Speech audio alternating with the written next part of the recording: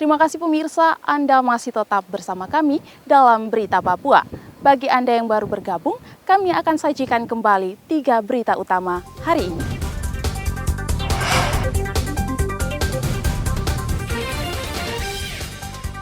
Seorang tentara tewas ditembak organisasi Papua Merdeka di Kabupaten Puncak. Perahu cepat di Kabupaten Mimika dihantam gelombang tinggi, seorang penumpang tenggelam. Warga menemukan jasad wanita muda dengan luka lebam di pemakaman umum Merauke.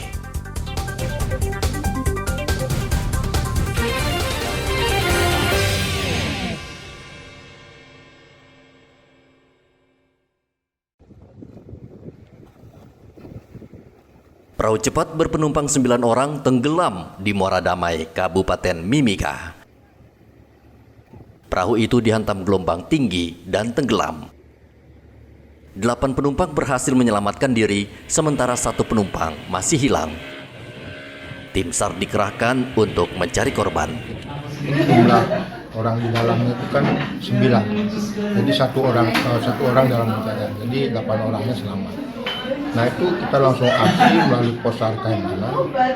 Itu kita mengerahkan 1 buah RIB dan 2 buah rambut. Nah itu pelaksanaan hari pertama kita cover di area kecelakaan tersebut itu radius 5 nautical mile. Itu hari pertama kita mendapatkan hasil. Kemudian hari kedua juga, ketiga, keempat, bahkan sampai hari ke-6 kemarin itu masih hidup. Itu kita kerahkan maksimal 3 alut tersebut, RIB, kemudian yang kapasitas orang sampai 10 maksimalnya, kemudian yang rubber itu maksimal 5 orang. Nah itu kita melaksanakan pencarian sesuai dengan SARMED. Kita begitu kejadian kita minta SARMED itu prediksi korban itu kemana. Jadi itu kita laksanakan pencarian selamanya. Itu sesuai dengan SARMED. Dari pagi hingga sore hari bahkan sampai malam, karena sinyalnya susah sekali di situ. Kalau kita pantau susah sinyal. Jadi begitu sampai di daratan lagi baru dilaporkan. Ya mudah-mudahan di hari ke-7 ini kita bisa mendapatkan hasil ya mudah-mudahan penuntutan. Selama ini kita melaksanakan operasi SAR itu dalam keadaan sehat, kemudian kita maksimalkan semua. Warga diminta waspada cuaca buruk yang terjadi di perairan Mimika. Igobat Momolin melaporkan dari Mimika, Papua Tengah.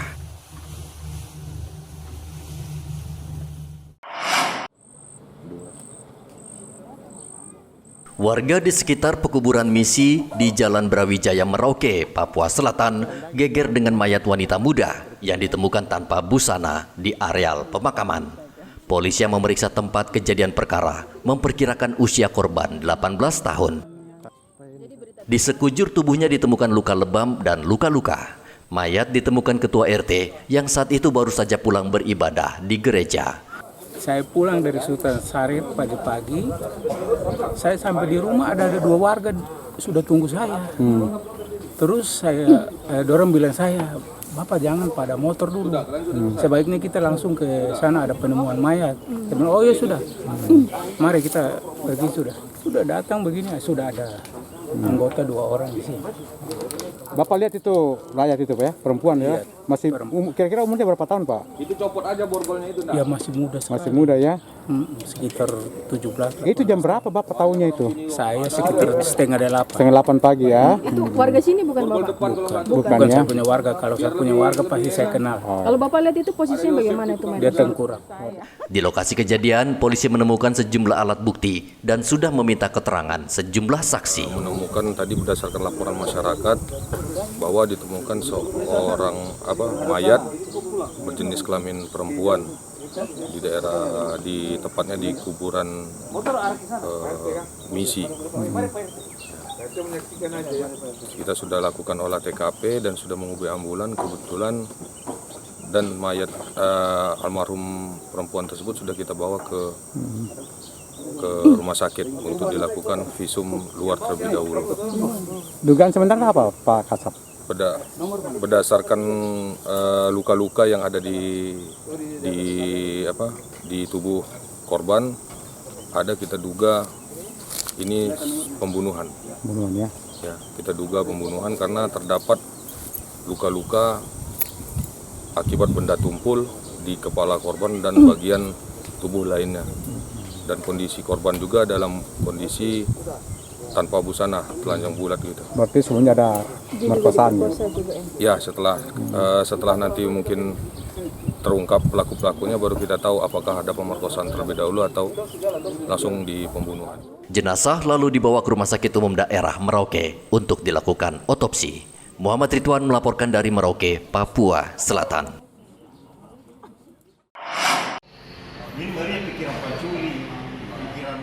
Seorang pemuda bernama Jerly ditangkap polisi karena mencuri ayam. Jerly masuk ke kandang ayam di sebuah rumah di Jalan Ahmad Yani, Kabupaten Mimika. Ia mencuri 15 ekor ayam.